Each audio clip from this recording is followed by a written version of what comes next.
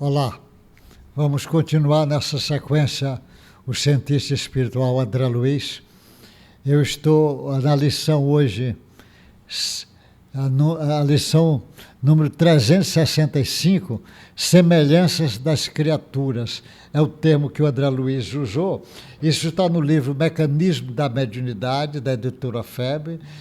É o capítulo 23 que você vai encontrar isso. Ele está falando sobre animismo e a importância do entendimento do animismo, que foi um termo criado lá atrás por Alexandre Akasakov, que trabalhou isso para enfrentar os cientistas materialistas que diziam que a mediunidade não existia, era tudo um fenômeno do próprio espírito do encarnado, e o Akasakov começa esse trabalho. Mas o próprio Allan Kardec já tinha falado sobre o assunto, não com o termo animismo, mas já tinha falado do assunto, que o nosso inconsciente também tem uma capacidade imensa de fazer muita coisa. Aí ele vai chamar a semelhança das criaturas para poder entender o fenômeno mediúnico e o fenômeno anímico. Ele diz, somos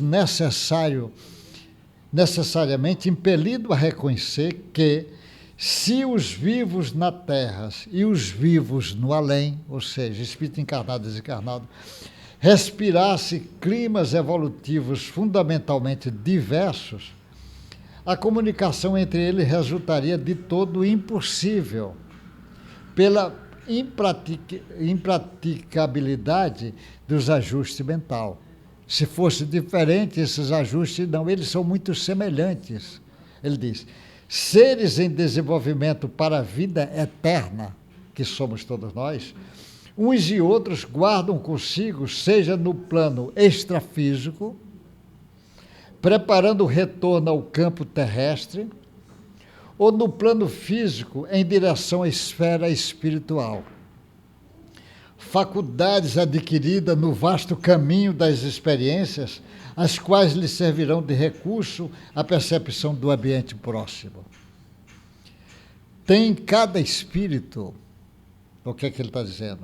Em vias da reencarnação, todos os meios que se reuniu para continuar no círculo dos encarnados o trabalho de aperfeiçoamento que lhe é próprio, conservando potencialmente no feto, tanto quanto possui o espírito encarnado, todas as possibilidades que já entesourou em si mesmo para prosseguir nas suas atividades no plano espiritual depois da morte.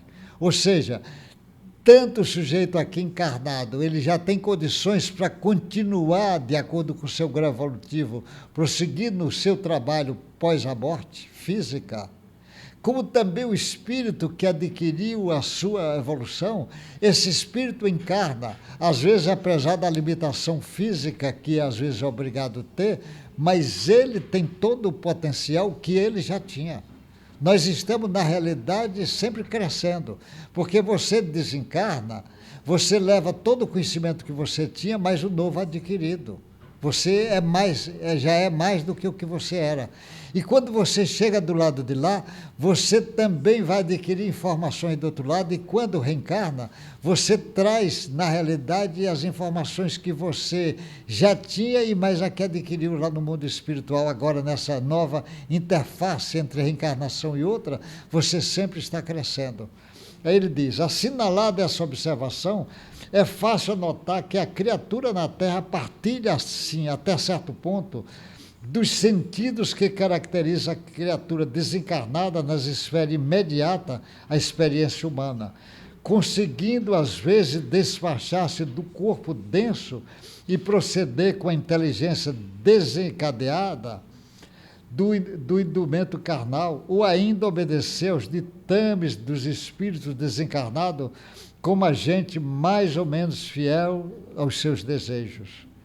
Encontramos nessa base a elucidação clara de muitos dos fenômenos do faquirismo vulgar, em que o espírito encarnado, ao desdobrar-se, pode provocar em relativo estado de consciência certa classe de fenômenos físicos, enquanto o corpo carnal se demora na letargia comum. Ele está dizendo É como se você, aqui encarnado, você às vezes tem capacidade de fazer uma disjunção entre esse corpo físico e o espírito, uma disjunção parcial, abrindo brechas para fenômenos como se você fosse um espírito desencarnado agindo num corpo, você com encarnado.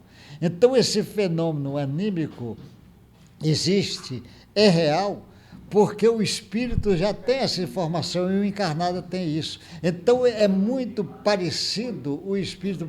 Por isso que os espíritos dizem, ó, você quando volta, você não volta melhor do que o que você é, você volta o quem você é. Se você tem conhecimento, você continua conhecimento. Se você é um artista, você continua artista. Se você é cientista, continua cientista. Se você tem conhecimento de filosofia, de religiosidade, você continua com o seu conhecimento. Agora, porque ninguém vira gênio porque desencarnou.